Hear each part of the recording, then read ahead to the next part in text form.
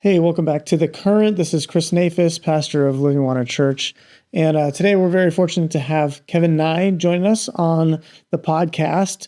Kevin worked for a lot of years in homelessness services in Los Angeles, now in Minneapolis, and wrote a really wonderful book called Grace Can Lead Us Home, a Christian call to end homelessness.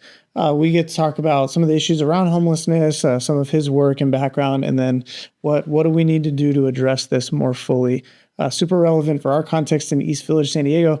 But I hope you will enjoy this conversation. Here it is.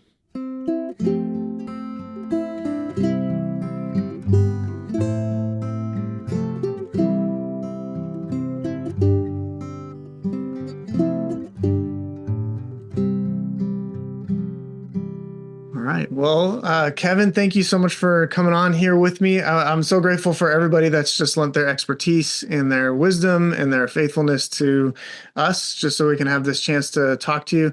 I really loved your book on homelessness. I even like the name Grace Can Lead Us Home. Like, what a perfect name for a book like that.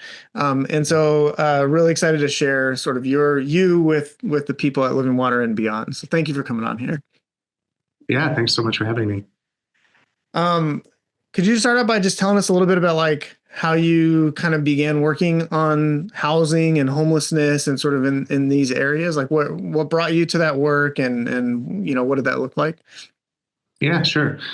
So I grew up in the church, was raised in Arizona, in the Church of the Nazarene. And I, discerned, what I understood to be a call to ministry in like middle school, like very early. And I pursued that. I went to Southern Nazarene in Oklahoma City, and then went to seminary at Fuller in Southern California.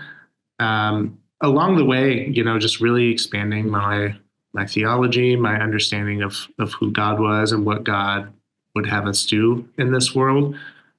Really connected strongly with the calls for social justice, the prophets of the Old Testament, and obviously the work and life and teachings of Jesus. And so by the time that I was graduating seminary, I was still involved with the church, but had really kind of felt this wider sense of what, ministry was. And certainly in terms of vocation, I didn't have a strong sense that what I was supposed to do at that moment was talk to my district superintendent and ask for a church placement, right? Right. That just wasn't really feeling, for a number of reasons, like that was in the cards, right?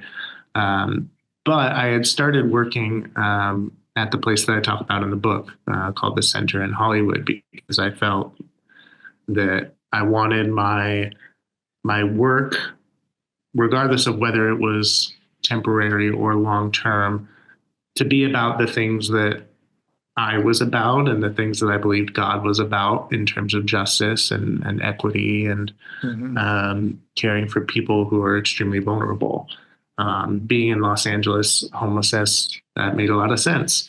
And my friend was working somewhere, told me about a job opening, and I took it. And then as my conversations with the Church of the Nazarene kind of continued and reached sort of what ended up kind of being a breaking point, I ended up leaning into the work that I was already doing.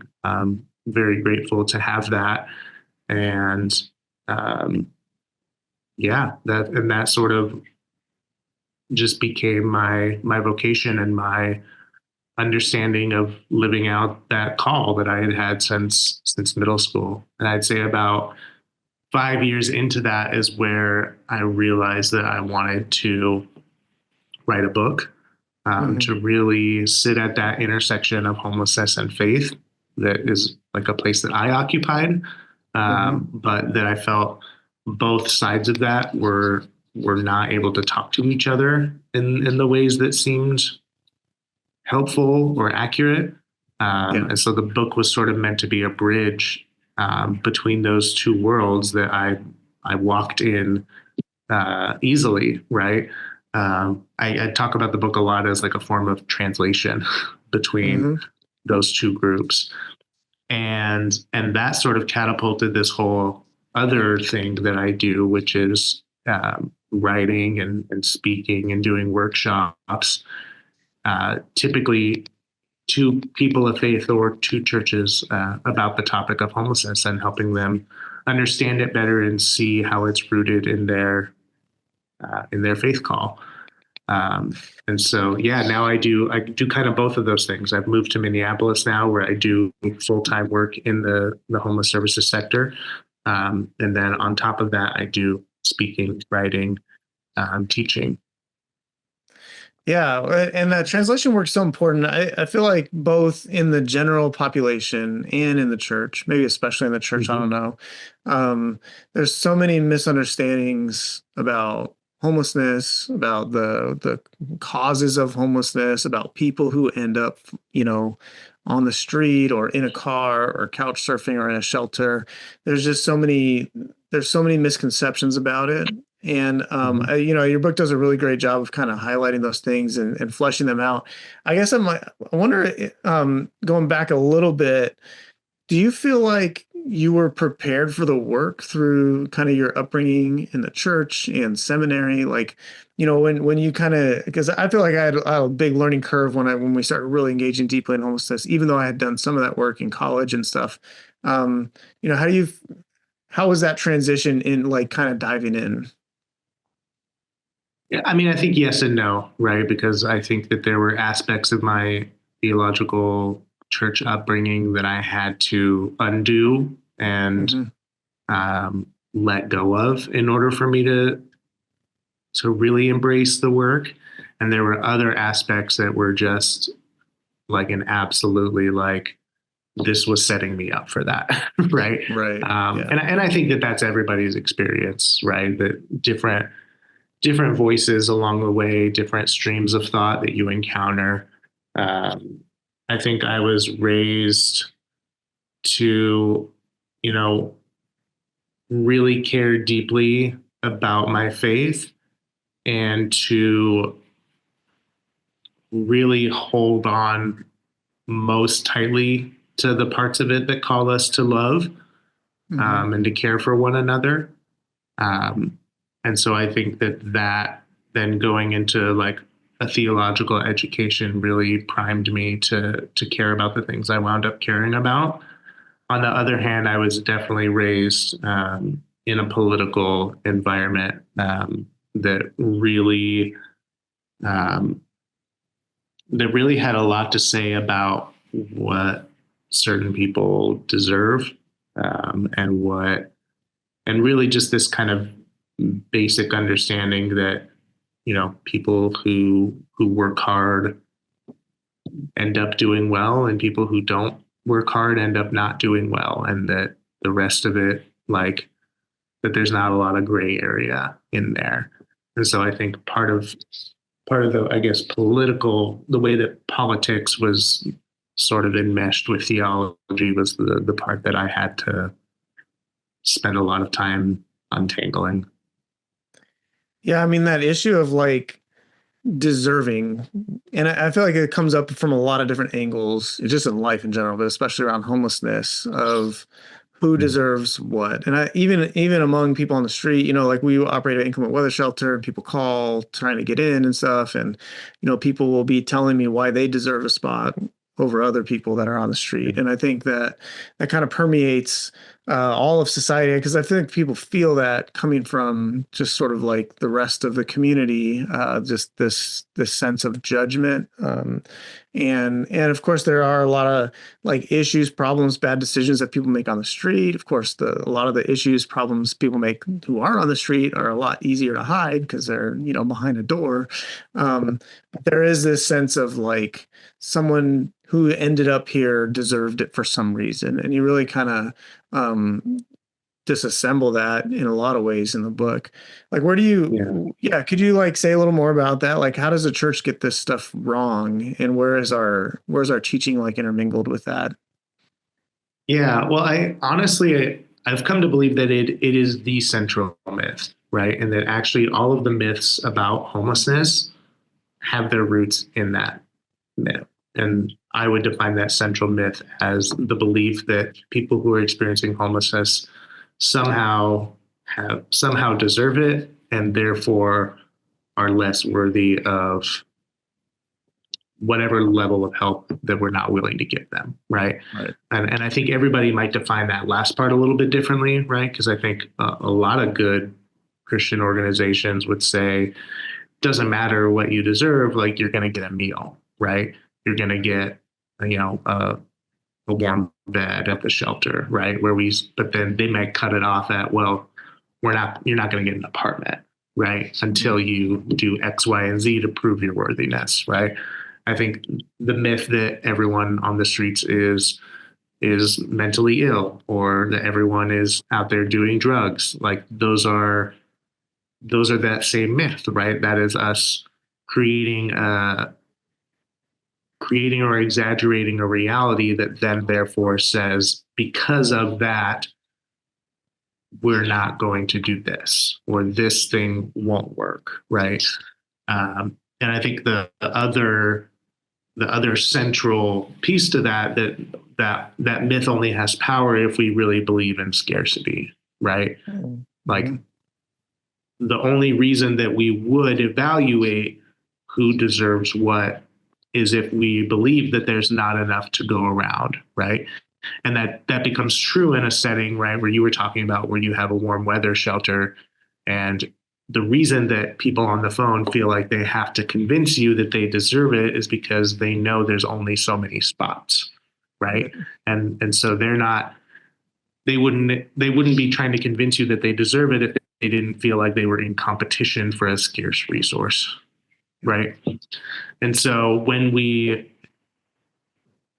believe in scarcity, which says there actually isn't enough for everybody, there's not enough to go around, and so therefore we have to choose how we're going to allocate what we have, that's when we start ranking people, right?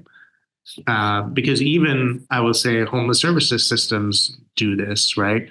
They might just have a different ranking criteria. Like we use a criteria that actually says the most vulnerable people get placed first, but that has other ramifications, right? But all of it is because of this belief in scarcity. And to me, that is not a Christian idea, right? I talk about this toward the end of the book, but I believe the Bible teaches abundance, that we have enough, we have everything we need to take care of each other, right? And I think you could look across this country and look at the amount of wealth that we have, look at the amount of resources that we have, and prove that that's true in a number sense, right? We have enough. It's just that it's not getting all the way to where it needs. It's being hoarded by some and withheld from others. And so, I mean, you don't have to spend too long in a gospel to hear Jesus speaking against that, or doing miracles that suggest that where you say there's not enough, Jesus says there's plenty, there's more than enough. Mm-hmm. So much that we have leftovers, right? And so I think that central myth of deservedness has to get overcome, but so does this commitment that we have to scarcity. Yeah. And I mean, so like, I guess what comes to mind for me is the scarcity stuff in some ways becomes like a self-fulfilling prophecy sort of a thing, because, like it feels like, I'll use an example of like bathrooms in San Diego. So there's like no bathrooms in San Diego. No parks have bathrooms. Mm-hmm. Very few of them do, at least. And there's very few public bathrooms. And one of the things that becomes the issue is that like whenever there is a bathroom, it gets like completely inundated with people because it's the only bathroom for like miles, and there's thousands of people living on the street in that area. There's also people that are just other residents that are there's tourists, there's all kinds of people that need to use the bathroom. And so when one bathroom is getting used by 5,000 people a week, if we were able to just say like, well, why don't we open 10 bathrooms, then like that scarcity of that one resource would like alleviate this like overwhelming need. Sometimes I feel like I feel like our church feels that way, where we're like this one little low resource, low budget church that's kind of dipped into this overwhelming epicenter of homelessness in San Diego. We're basically like in San Diego's version of Skid Row's, where our church is located. And, Mhm. it's like there are so many churches around. There's so much money around. There's so much, even just like wealth in our neighborhood around. But because so many of those doors are closed, then we end up with like true scarcity. And I have to take these phone calls and say like, I'm sorry, like I can't send a car to pick you up from out of the neighborhood because we have 28 people who live on our block that are going to come in and use our 28 measly spots that we have available. I wish there was other churches that would open their doors, but because they're afraid of being overrun, or they're afraid of, you know what I mean? And then it becomes like this like cycle of like, well, now we don't actually have enough resources because everybody's kind of hoarding the resources out of a sense of scarcity, right? Yeah. It's a hard thing to overcome, because like how do we get past that, like as a church and as a society? Maybe, I don't know if that's a big question, but It's a big question. I will also just point out, because I looked up these numbers not too long ago, because I actually spoke in San Diego like 8 months ago. It was a while ago now. Yeah. And y'all's housing market is the exact same. Yeah. Like your housing market for low income renters is your bathroom analogy. Yeah. Right. Right. It's your numbers of available and affordable rental units per 100 low income renter households is the lowest in California. So y'all are kind of, no offense, y'all are kind of the worst city in the worst state on housing availability. Yes, we are. And we feel so, it, Yeah. And that's what happens. That's how it trickles down to what y'all are feeling. But to kind of answer your question, I guess, and I don't have a great answer, right? Because you already suggested it, the answer is that more people need to get involved in the work, right? Mm-hmm. I spoke to somebody recently who said this really well about, congregations, is like, no one's asking every congregation to do everything, but each congregation has to find what their part of the work is and do it really well, Mm-hmm. And some churches will have the ability to do more, and some will have the ability to do less. But scarcity, your church by itself cannot resolve scarcity in San Diego, right? Nope. Right. And you're right that because you can't, you do have to reinforce scarcity in the form of having boundaries, because if you started taking in more people, you wouldn't do as good of a job at serving the people that you do now. You would burn out staff, you'd burn out resources. I think it is important to distinguish between like organizations putting in healthy boundaries and like participating in scarcity, which I would say like one of them has to exist because the other one exists, but it's not like, I don't want any organization to feel shame around having boundaries, if that makes sense. For sure. Well, and I mean, in some ways we're in a nice position where we just don't have, I mean, literally, like if we started trying to put up more than that many people, the fire marshal would shut us down and we wouldn't be able to do anything, And so like having some resource limits is a nice way for us to have like a boundary that's enforced upon us, that we don't have to feel, we won't feel guilty because we're literally doing all that we can, and that's not true in every area of life, or every area of faithfulness and helping. But I think, we stretch ourselves pretty thin, and there just are realities and boundaries that have to be maintained. But I think getting more, every time the news comes and tries to cover inclement weather shelter, that's what I try to say on there is like, hey, we need more churches to do this stuff, because like there's a lot more people. We fill up every night. We fill up within 30 minutes every time we start taking reservations. And there's like a lot of people that need a nice place to stay on a cold night. and it's hard, but it's not that hard. Like you all can do it, you know. Um, Yeah. yeah. Have you seen churches like picking this up? Like where have you seen some transformation and some eyes being opened? Like you have any stories of inspiration for us of like some churches that have kind of seen the light? Yeah, well, and you didn't do this on purpose, but you're setting me up to plug the book that I'm currently writing. Yes. So the book that I'm writing is majority storytelling of churches and faith groups that are engaging homelessness in meaningful ways. Um, it's divided into a lot of different sort of subsections. Like there's churches that build affordable housing on their property, right?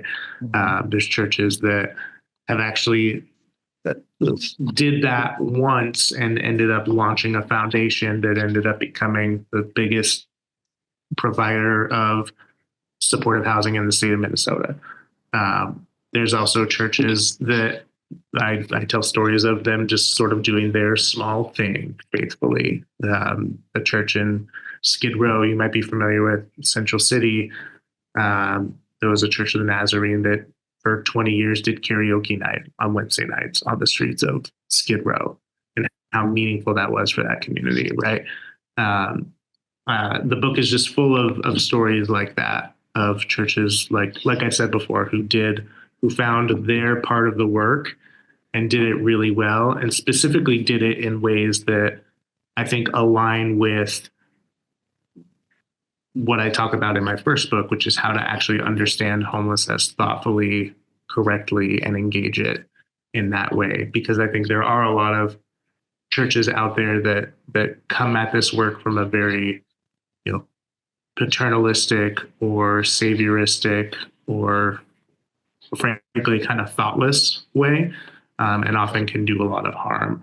But I think that the ones who are doing it from a thoughtful angle are more than we are aware of. And I've gotten the privilege of getting to know them because I wrote this first book, that people email me and say, "Hey, we're read your book. We've been doing this thing for 20 years. And we thought you would like it." And I do.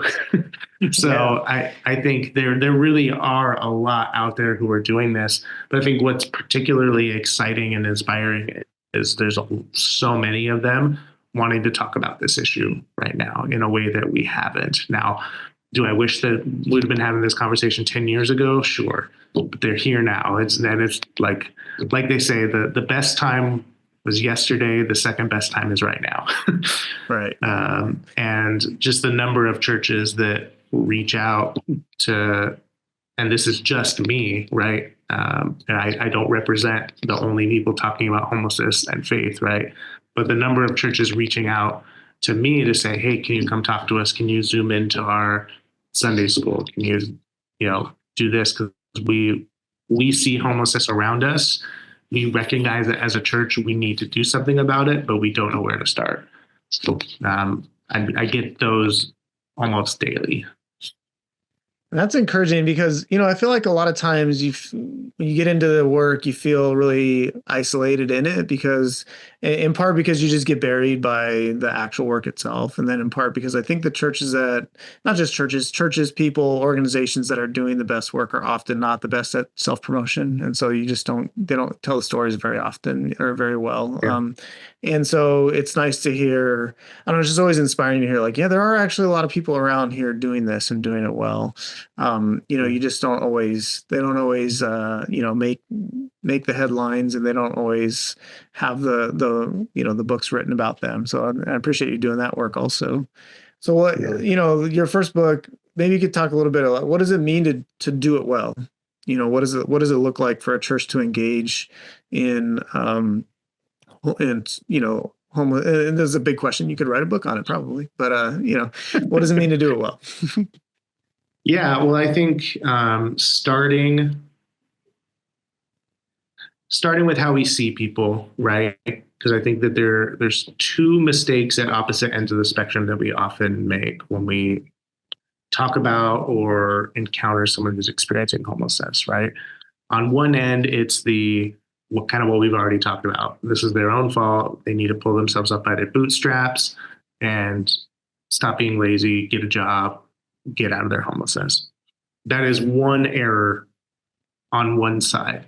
One that we don't talk about enough, I think, is on the opposite end, which is I'm the person who has my life together.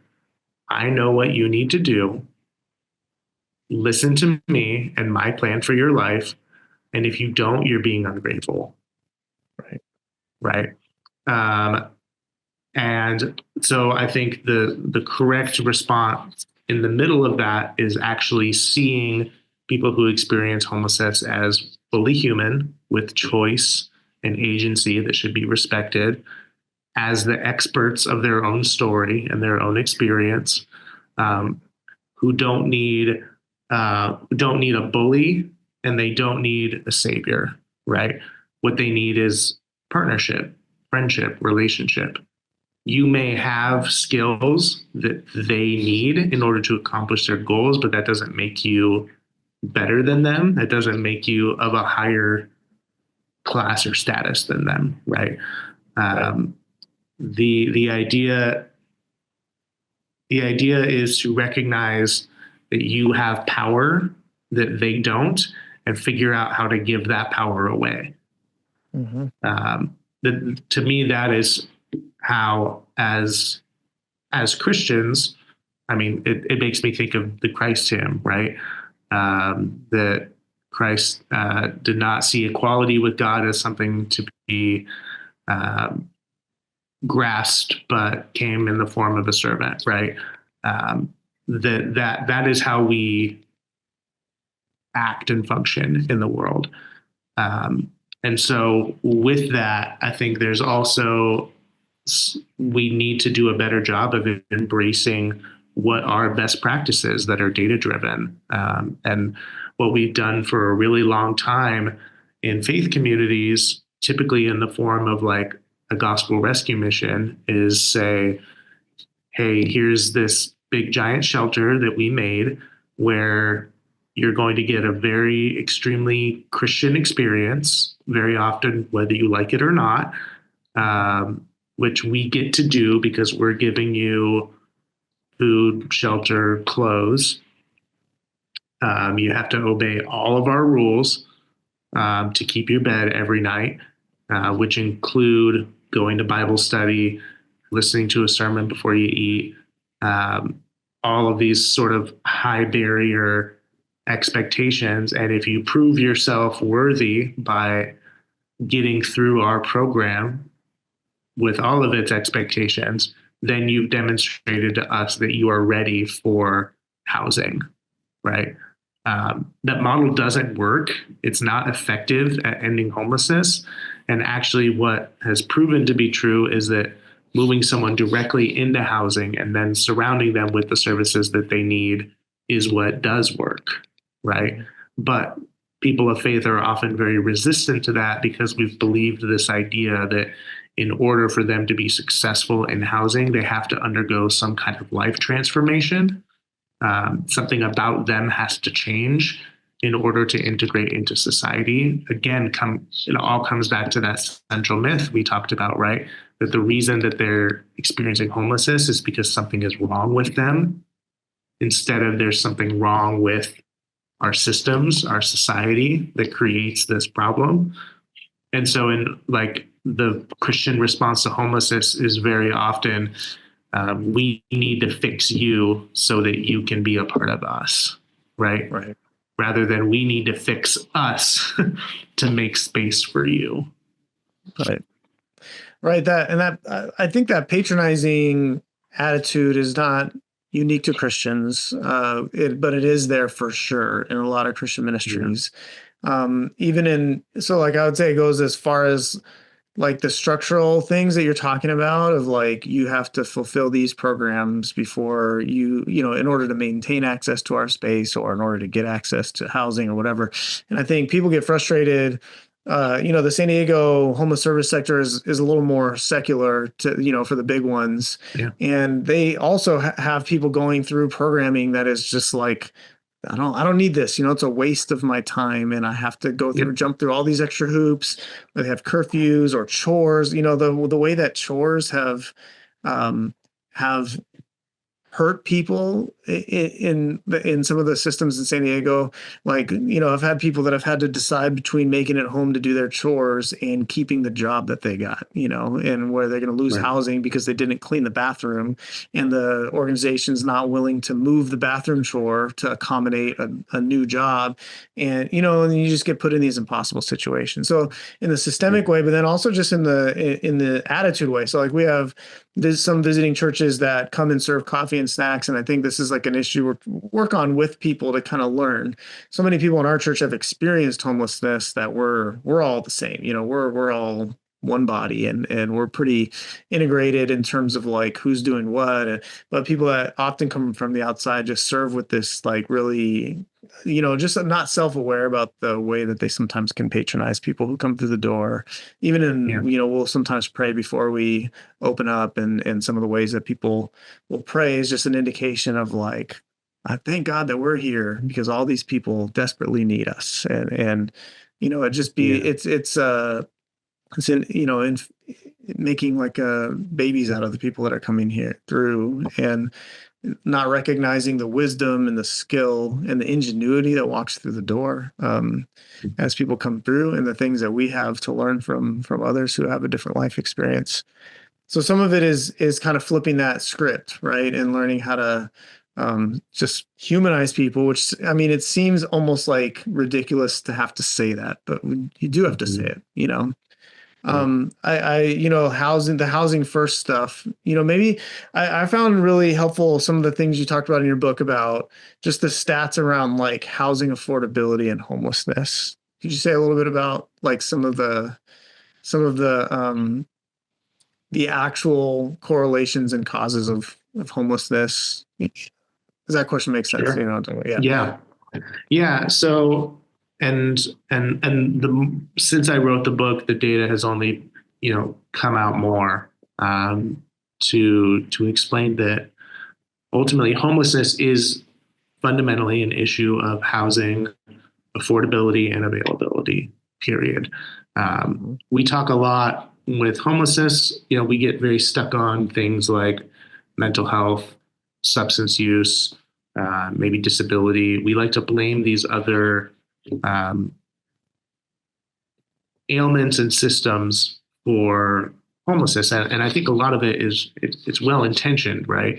But it misses the mark, and it's really important that we understand the relationship between those things, right? Because Chris, I know, because we've spent a lot of time working with people experiencing homelessness, that substance use disorders are real, and they're a big part of the experience. So is mental illness, so is disability.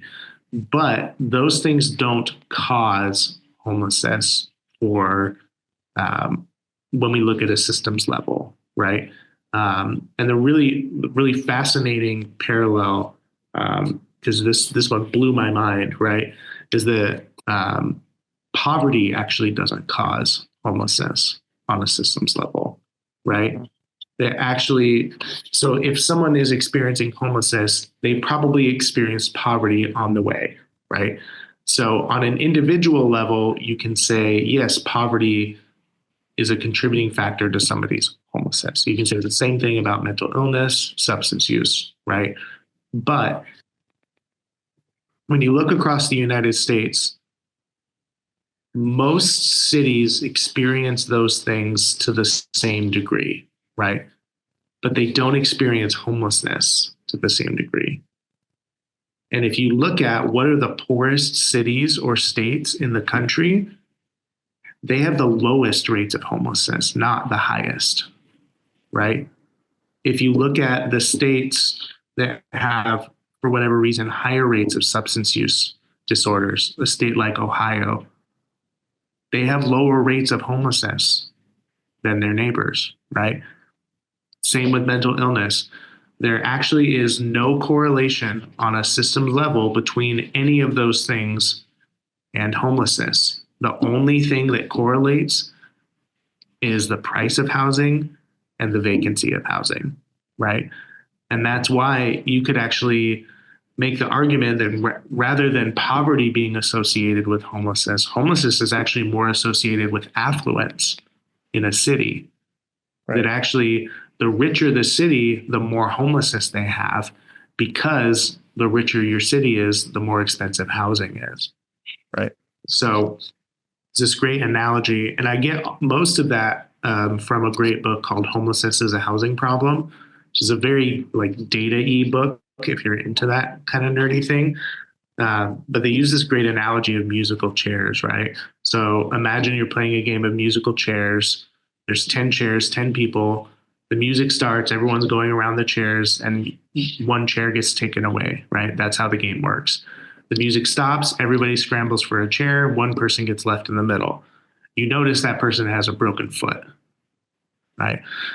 There's one way to look at that says, oh, Greg didn't get a chair because his foot is broken, right? Mm-hmm. You can be compassionate and say, oh, we should help Greg. We should give him crutches, or someone should try to help him get a chair. Or you can be uncompassionate and say, well, Chris should have been more careful. Chris should, go to physical therapy if he wants to get a chair.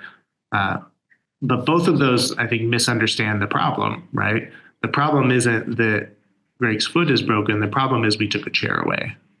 Right. Right. And so that is how homelessness works, right? The problem is we don't have enough housing that is affordable and available for the people whose incomes demand that they need an affordable rent, right? We don't have enough units for them. And so the people who end up getting left out are the ones who already have some sort of vulnerability, right? The person who can't get a chair in that system is the one with the broken foot.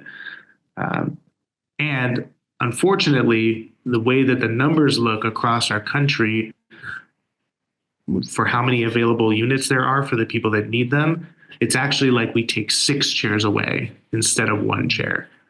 The national average is that there's 37 units for every 100 people who qualify for them. And I think when I looked in San Diego, it's like 25, right? Yeah. So that means even if you're working, but you make less than 30% of the area median income in San Diego, there is a 75% chance that you're not going to get a unit that you can afford. Yeah.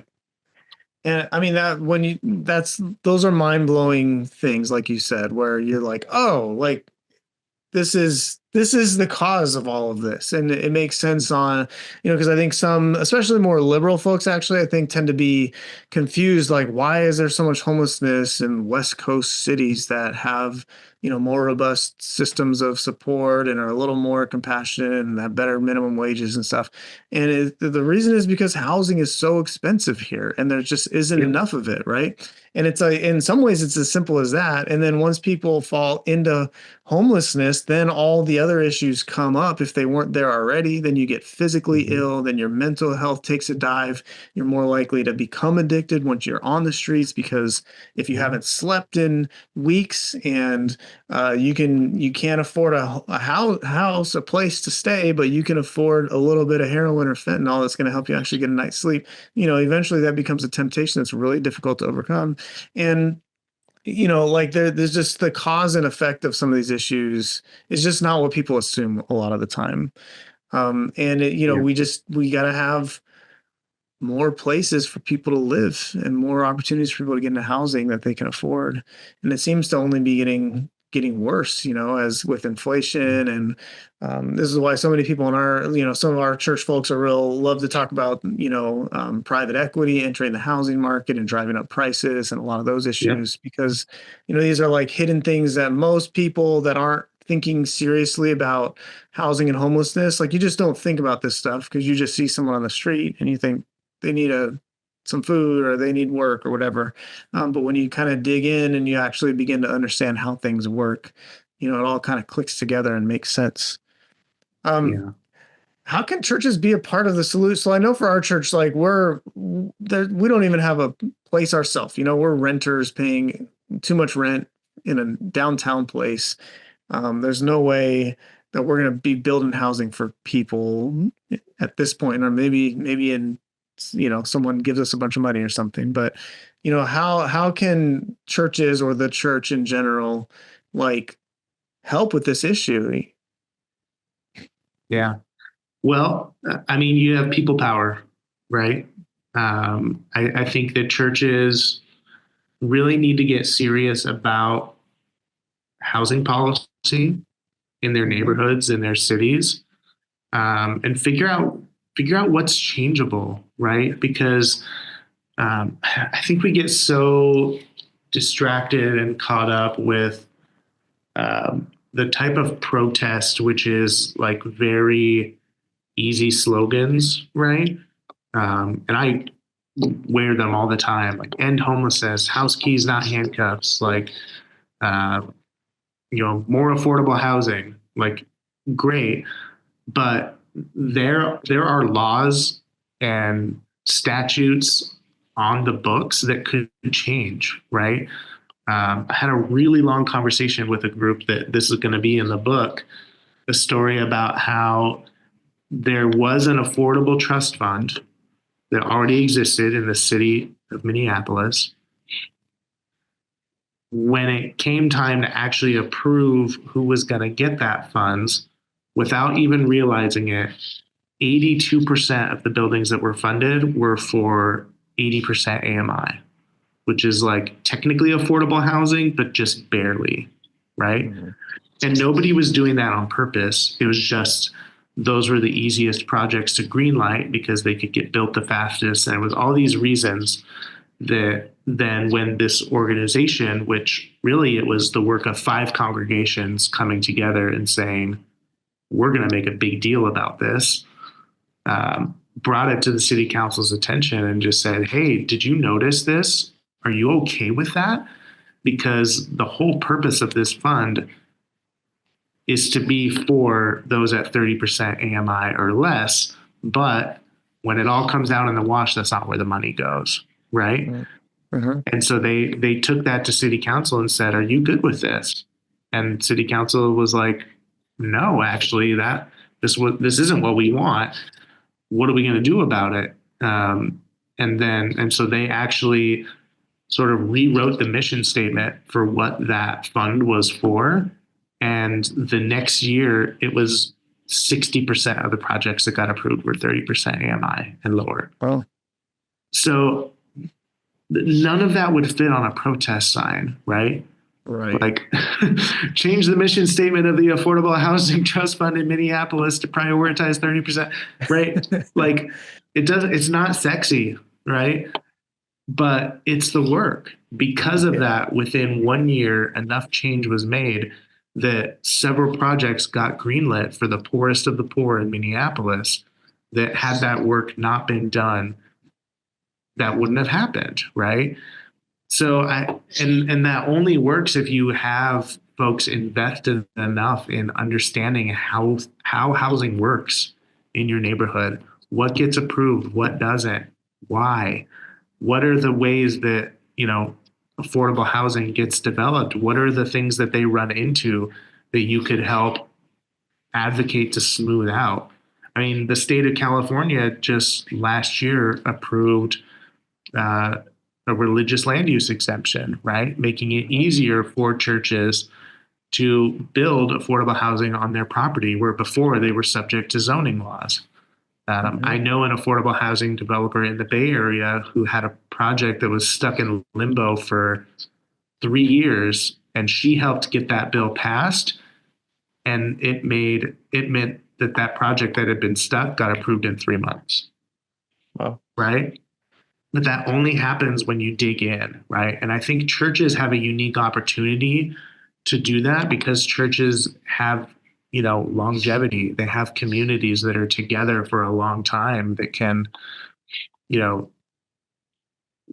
spare resources or allocate, hey, you're the person who's going to Zoom into city council every week because you're a stay-at-home mom, so you can't show up places, but you can Zoom in, right? Mm. Who's our person that's going to make phone calls? Who's our person that's going to show up for this, right? I think because churches already have existing recurring community, they have such an opportunity to plug in that way. And then because they have a lot of people, when it comes time to show up, you can show up. When it comes time to put that pressure, you can put the pressure. And like you said earlier, ideally, you're not just one church doing it, but you have relationships with other congregations and, ideally some really rich congregations throwing their weight around, right? To really get this thing done based on shared values. Yeah.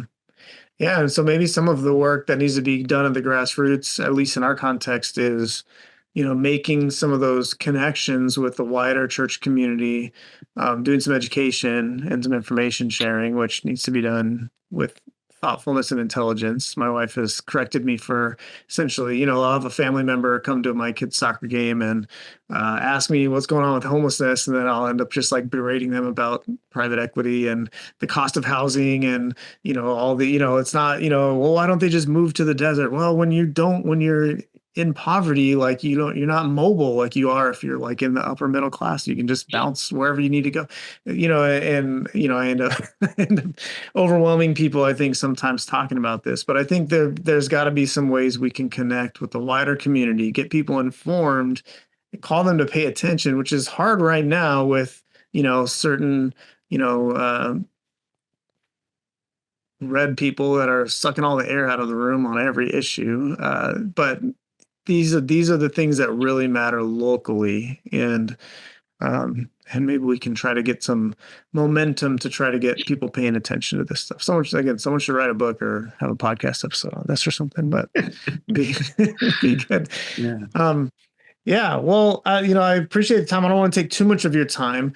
So you're working your next book. You're working on telling some of these stories, which is awesome. We'll look forward to getting that out. And if you haven't read Kevin's book, "Grace Can Lead Us Home: A Christian Call to End Homelessness," really highly recommend it. It's written just with grace and love, and it's not like a hard read. It's really a joy to read, and you'll learn a lot.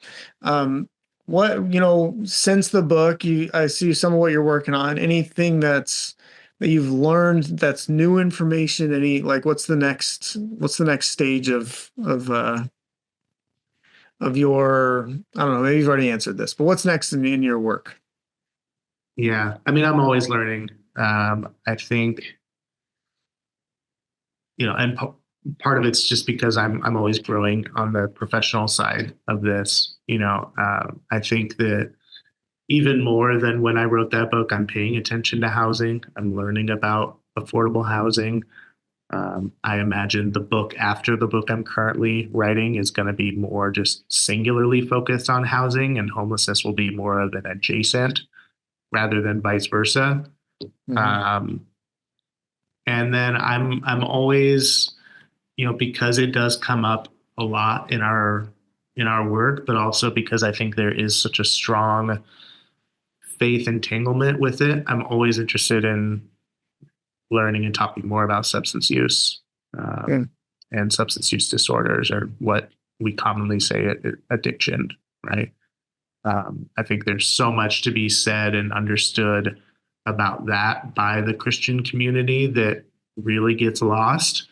But I'm not at a place to speak as an expert on that. So that's where I think a lot of the next few years of my attention is going to be. So I think if I could fault my first book on anything, which actually I have a bunch, right? Because you write it and then you're like, oh, I don't want to redo it. I think there's a couple chapters that I do on substance use and addiction, and I would stand by 90% of it, but there's that 10% where I was like, ooh, I said that a little too strongly, or I leaned too hard into this methodology that now I don't necessarily agree with, because it came from less informed of a place as I wish it would have, if that makes sense. Yeah, for sure. Yeah, I feel like that's an area I'm learning a lot into, coming more from an angle of I've been diving deep into issues of trauma lately, and I think that the roots of that are all around issues of addiction and substance abuse disorders, and learning, maybe we can learn some of that together over the years here. Yeah. My last question for you, probably, how do you keep from getting like jaded? Like, how do you keep the energy and the hope? Because you just always have like very hopeful posture, I'd say. For those who don't know, I've followed Kevin on Twitter for a long time, until Twitter basically stopped being fun and interesting to be on. And just always, like, in your writing and in your work, you always seem to be able to challenge, but there's always this like underlying grace and hope that's there. And I know for those of us who are in the work, like, it's hard to maintain that because there's just so much negative from every direction all the time, and the issues that we're dealing with are so entrenched and so complex. Like, how do you maintain that yourself? Like, where does your hope and your joy and the grace you do your work with come from? I mean, it comes from the people who are experiencing this, right? Like, I've never met a group more hopeful and joyful and resilient than people who experience homelessness and still wake up every day and show up, and demand in their own way a better life, or who find a way to make beauty and life happen still without so much of where we think life and happiness come from, and so at the end of the day, when I find myself despairing, which is often, right, and it seems to be increasing, I've sort of built in this mechanism within myself that sort of like reminds me that, like, oh, I'm probably spending too much time away from real people. That I need to get back to that. At my old job, it just meant, oh, I need to stop doom scrolling and go have a cup of coffee with what's his name or what's her name out on the patio, right? Here in my new job, it's like, you know what? I need to go sit in the drop-in center with the chessboard because I need to get away from the scarcity. I need to get away from the despair and borrow some hope from somebody. Yeah. That's awesome. Perfect answer. I love that.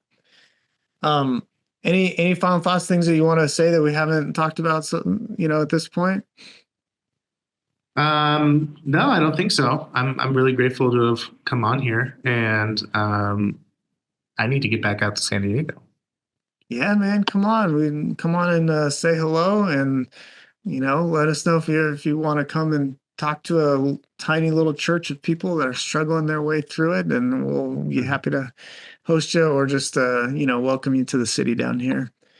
Sounds like my kind of people. Yeah, for sure. Well, yeah, again, I feel like I could ask you questions for another hour, but I really appreciate the time, and really, really deeply appreciate the work and just the camaraderie. Again, in some ways, you're saying when we're online too much, you just got to go like touch grass, as they say. You got to go see some people face to face. But then there has been in C's, I feel like it's missing right now, partly because of the downfall of Twitter. But there has been this camaraderie with people that are in the work that does happen online, and that's just kind of being in touch with you has been an important part of that for me over the last several years. So thank you for your work.